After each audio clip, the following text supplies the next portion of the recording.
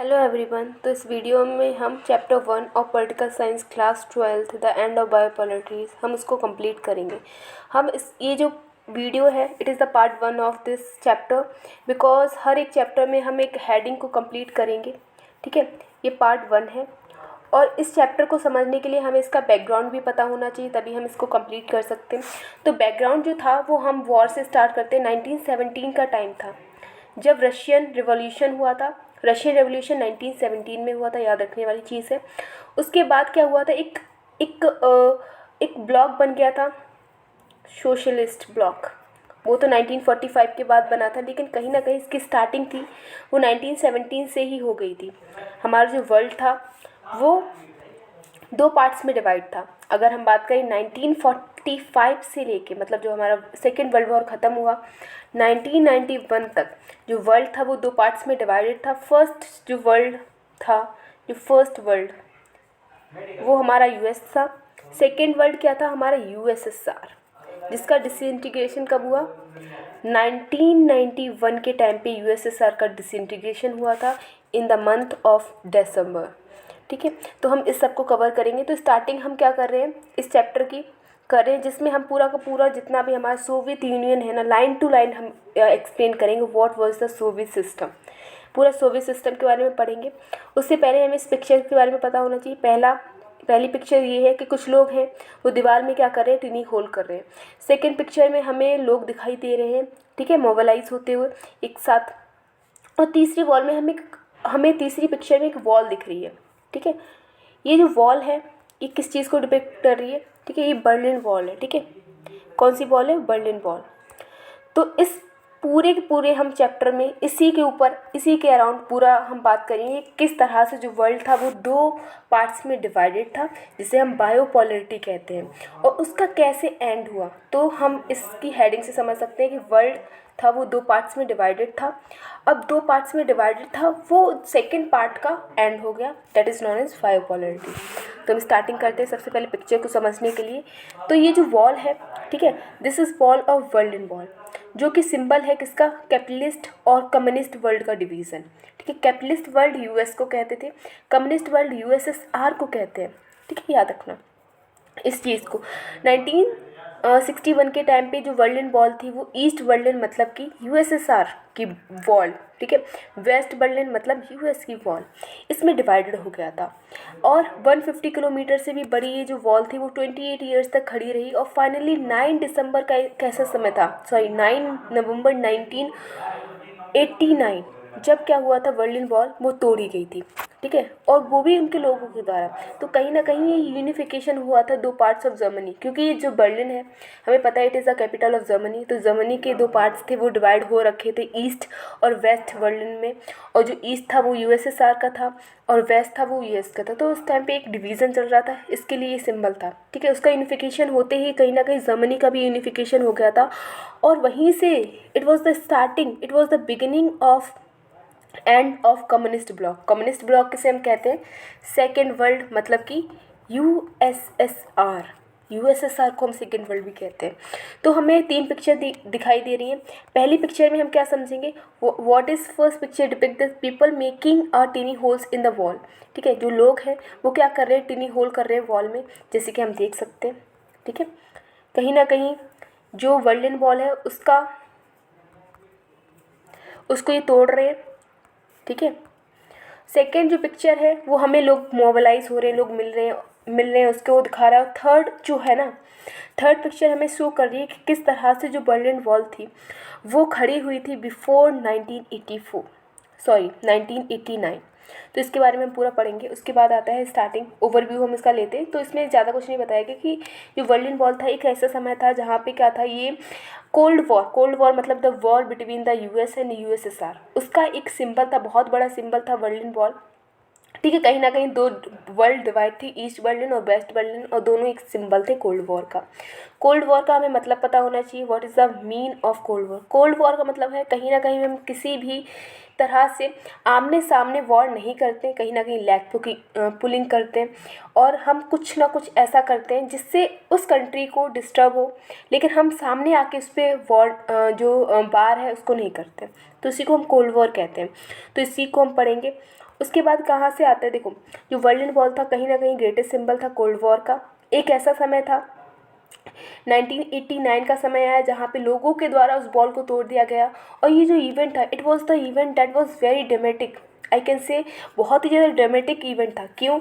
क्योंकि कहीं ना कहीं जो हिस्टोरिकल चेंज थी, मतलब कि जो 1961 के टाइम से चल रहा था, ठीक है, एक ऐसी जो हिस्टोरिकल चेंज थी उसका भी कहीं ना कहीं कोलैप्स हुआ। और उसी के साथ सेकेंड वर्ल्ड मतलब कि यूएसएसआर, उसका भी जो एंड था वो होना स्टार्ट हो गया था। और कोल्ड वॉर का भी एंड हुआ था। इतना सब कुछ हुआ था, मतलब कि कोल्ड वॉर का भी एंड होना स्टार्ट हो गया था, सेकेंड वर्ल्ड का भी एंड हो गया था, कोलैप्स हो गया था, और यूनिफिकेशन ऑफ जर्मनी भी हो गया था। ठीक है, अब कहाँ से हम बात करें कि जो जर्मनी था, एक ऐसा समय था जब सेकेंड वर्ल्ड वॉर के बाद ये डिवाइड हो गया था, उसके बाद ये यूनिफाइड हो गया था 1989 के टाइम पे।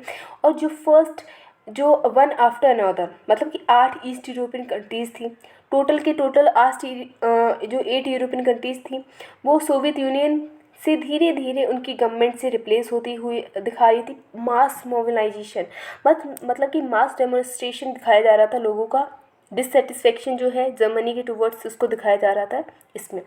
ठीक है, तो इससे हमें ये पता चलता है कि उस समय में क्या हुआ था कि जो बहुत ही ज़्यादा पावरफुल सेकंड ब्लॉक था सोवियत यूनियन, उसका डिस्प्लेस हो गया था। उसके बाद जो लोग थे, सोवियत यूनियन जो था वो कोल्ड वॉर के साथ एंड हो गया था। ठीक है, मिलिट्री मीन्स था, उसका रिजल्ट ये हुआ था कि जो पब्लिक एक्शन हो गए थे, लोग जो थे चाहे मैन हो चाहे वुमेन हो, सब लोग पार्टिसिपेट कर रहे थे, एक्शन कर रहे थे, ताकि जो सोवियत यूनियन है उसका खुद में ही डिसइंटीग्रेशन हो गया। तो इस सब को हम डिस्कस करेंगे, किस तरह से जो कम्युनिस्ट रिजीम है उसका ख़त्म हुआ, इंडिया कैसे रिलेटेड था इन कंट्रीज से। It is most important part कि इंडिया कैसे रिलेटेड था। ठीक है, अब देखो सोवियत सिस्टम को स्टार्ट करने से पहले हमें सोवियत सिस्टम के बारे में कुछ पता होना चाहिए। सोवियत सिस्टम था, उसमें 15 कंट्रीज आती थी। ठीक है, 1991 दिसंबर का टाइम था जब ये सारी की सारी कंट्री का डिसइंटीग्रेशन हो गया, मतलब कि सेकेंड ब्लॉक का डिसइंटीग्रेशन हो गया। जो सोवियत सिस्टम था उसको हम रशियन कह सकते हैं, इसका रशिया का डोमिनेंस रहा। इसको यूएसएसआर भी कहा जाता था, सेकेंड वर्ल्ड भी कहा जाता था, एक तरह से ईस्टर्न पार्ट को भी रिप्रेजेंट करता था ये पार्ट। ठीक है, और इसको सोवियत ब्लॉक भी कहते थे। तो हम आगे इसके बारे में डिस्कस करते हैं।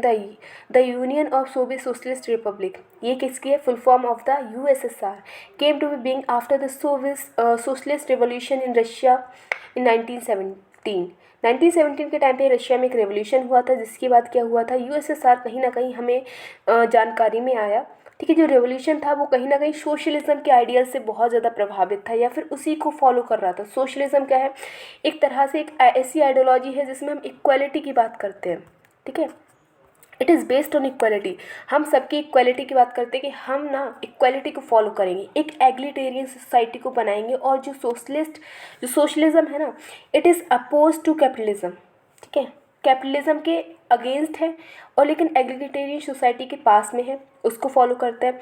उसके बाद कहीं ना कहीं ये जो ह्यूमन हिस्ट्री है उसमें सबसे बड़ा एक ऐसा टाइम था जहाँ पे जो प्राइवेट प्रॉपर्टी है उसको कोलैप्स कर दिया गया था। उसके बाद एक नई प्रिंसिपल, इक्वालिटी के प्रिंसिपल पे जो सोसाइटी थी उसको डिवाइड कर दिया गया था। सोवियत यूनियन जो है कहीं ना कहीं उसका जो स्टेट और इंस्टीट्यूशन है वो बहुत ज़्यादा प्राइमेसी में रहा है। जैसे कि सोवियत पॉलिटिकल सिस्टम है, वहाँ पे क्या हुआ था, कम्युनिस्ट पार्टी, एक सिर्फ और सिर्फ one and only communist party ऐसी पार्टी थी जो कि नंबर 1 पे थी और सिंगल पार्टी थी। कोई भी अपोजिशन, जैसे हम बात करें हमारी कंट्री में क्या है, मल्टी पार्टी सिस्टम में बहुत सारी पार्टीज़ पार्टिसिपेट करती हैं, लेकिन वहाँ पे क्या था, सिर्फ सिंगल पार्टी एक ऐसी पार्टी थी जो कि पूरे रूल कर रही थी। ठीक है, जिसको हम कम्युनिस्ट पार्टी भी कहते हैं। ठीक है, और कोई भी जो पॉलिटिकल कंपटीशन था वो अलाउ नहीं था। इकोनॉमी की पूरी इकोनॉमी थी ना, वो स्टेट के द्वारा प्लान की जा रही थी और रन करी जा रही थी। पूरी की पूरी इकोनॉमी, 15 कंट्री की इकोनॉमी, बताओ, एक स्टेट रन कर रहा है। उसके बाद क्या आता है, after the second world war the east European countries that Soviet army had liberated from the fascist forces came under the control of USSR. मतलब क्या हुआ था, सेकेंड वर्ल्ड वॉर हमें पता है कि सेकेंड वर्ल्ड वॉर कब तक रहा और कब तक चला। देखो 1939 से लेके 1945 तक हमारा सेकेंड वर्ल्ड वॉर चला। और सेकेंड वर्ल्ड वॉर के टाइम ये जब एंड हुआ तो उसके साथ फैसिस्ट फोर्सेस थी, जापान की कुछ फोर्सेस थी जिसके अंडर कुछ ईस्ट यूरोपियन कंट्रीज़ थी वो आ रही थी। अब जो जापान जब हार गया, ठीक है, सेकेंड वर्ल्ड वॉर में। तो ये जो ईस्ट यूरोपियन कंट्रीज थी ना, वो किसके कंट्रोल में आ गई? यूएसएसआर। मतलब कि कहीं ना कहीं 15 कंट्री का जो एक करता धरता या फिर जो ऑनर हो गया था, हेड हो गया था, वो कौन बन गया था? यूएसएसआर, 15 कंट्री का। तो यहीं से स्टार्टिंग होती है कहीं ना कहीं कि जो यूरोपियन कंट्रीज़ थी उन्होंने क्या किया, लिबरेट हुई फैसिस्ट फोर्सेस से, वो कंट्रोल में आ गई थी। यूएसएसआर के जो पॉलिटिकल और इकोनॉमिक सिस्टम था उन कंट्रीज़ का, वो मॉडल हुआ, ठीक है, यूएसएसआर के बाद।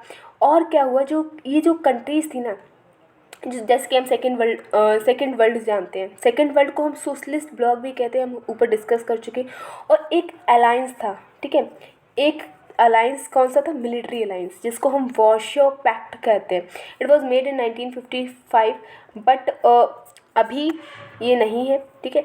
तो जो वॉर्सो पैक्ट था, मिलिट्री अलायंस था, वो एक साथ पूरी पूरी जो सोवियत सिस्टम है उसको कंट्रोल कर रहा था। यूएसएसआर जो था वो लीडर था सभी कंट्रीज़ के ऊपर। उसके बाद क्या आता है कि जो सोवियत यूनियन था, a great power after the second world war, second world war के बाद बहुत ही बड़ी पावर बन गई थी। जैसे कि हम सोवियत इकोनॉमी की बात करें तो बहुत ही ज़्यादा डेवलप्ड थी, that was very developed, but सिर्फ एक से पीछे थी, यूएस से पीछे, ठीक है। अब कैसे इसको हम डेवलप कह सकते हैं, ये इंपॉर्टेंट क्वेश्चन बन सकता है। How we can say that Soviet Union was developed country, developed union? तो इसका रीज़न ये है कि इसके पास क्या था, कॉम्प्लेक्स कम्युनिकेशन नेटवर्क था, बहुत सारे एनर्जी रिसोर्सेज थे, ऑयल, आयरन, स्टील वगैरह सब कुछ यहाँ पे मिलता था। मशीनरी प्रोडक्शन बहुत अच्छे से था, ट्रांसपोर्ट सेक्टर बहुत अच्छे से कनेक्टेड था, रिमोट एरियाज तक भी कनेक्टेड था। उसके बाद इसकी इफ़िशियंसी से हम देख सकते हैं, ठीक है, बहुत ही ज़्यादा इफ़िशियंट वे से ट्रांसपोर्टेशन कम्युनिकेशन सिस्टम वहाँ पे था। उसके बाद यहाँ पे क्या था कि कंज्यूमर इंडस्ट्रीज़ भी थी वहाँ पे, और यहाँ से हर छोटी से छोटी पिन से लेके क्या था, कार तक, हर छोटी से छोटी बड़ी चीज़ तक यहाँ पे मिलती थी। लेकिन सब कुछ तो था, बट जो क्वालिटी थी वो मैच नहीं करती थी किसके साथ? कैपिटलिस्ट कंट्रीज़, मतलब कि यूएस के साथ मैच नहीं करता था। ये सब कुछ मैच करता था बस इसके अलावा, ठीक है। तो उसके बाद क्या हुआ कि ये जो सोवियत सिस्टम था, इंश्योर है minimum standard of living for all citizen, जितने भी सिटीजन हैं सभी का मिनिमम स्टैंडर्ड ऑफ लिविंग यहाँ पे प्रोवाइड किया जा रहा था। ऐसा नहीं था कि लोगों को उनका स्टैंडर्ड है मिनिमम स्टैंडर्ड ना मिले। उसके बाद क्या हो रहा था, the government subsidies basic necessity including health, education, child care, other जो वेलफेयर स्कीम्स हैं वो सब कुछ प्रोवाइड किया जा रहा था। कोई भी अनएम्प्लॉयमेंट वहाँ पे नहीं थी, ठीक है। स्टेट ऑनरशिप थी, वो भी डोमिनेंट तरीके से काम कर रही थी। लैंड और जो प्रोडक्टिव एसेट्स थे वो के सारे सोवियत सिस्टम द्वारा कंट्रोल किए जा रहे थे। सोवियत सिस्टम मतलब कि स्टेट द्वारा सब कुछ कंट्रोल किसके अंडर में था? स्टेट के, उस समय पे।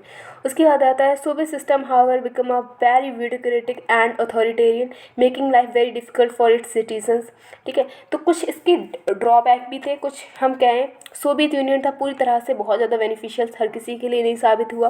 पहला रीज़न ये था कि ये अथॉरिटेरियन था, मतलब कि एक ही कंट्री का डोमिनेंस था, ठीक है।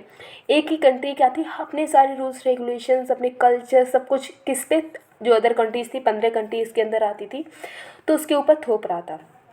उसके बाद आता है यहाँ पे डेमोक्रेसी की कमी थी। दूसरी चीज़ क्या है, डेमोक्रेसी की कमी थी और लोगों के पास राइट टू स्पीक नहीं था, मतलब कि फ्रीडम टू स्पीच, अपनी बात को रखने का उनके पास अधिकार नहीं था, जिसकी वजह से जोक्स और कार्टून के थ्रू वो अपने एक्सप्रेशन को एक्सप्रेस करते थे, जो भी उनके प्रॉब्लम्स है उसको एक्सप्रेस करते थे। ज़्यादातर क्या था, जो इंस्टीट्यूशन था सोवियत यूनियन, जो इंस्टीट्यूशन था वो अनअकाउंटेबल था। थर्ड पॉइंट क्या है, ये अनअकाउंटेबल था लोगों के लिए, मतलब कि अनअंसरेबल, ठीक है। जो पार्टीज़ थी वो कहीं ना कहीं लोग हैं जो 15 कंट्रीज़ हैं, डिफरेंट डिफरेंट कंट्रीज से, डिफरेंट उनके कल्चर होंगे, सब कुछ होगा, लेकिन वहाँ पे जो कल्चरल अफेयर हर जगह क्या था, सोवियत यूनियन का डोमिनेंस था। सिर्फ सोवियत यूनियन हर जगह अपना रूल कर रहा था, ठीक है, इसी का डोमिनेंस चल रहा था वहाँ पे।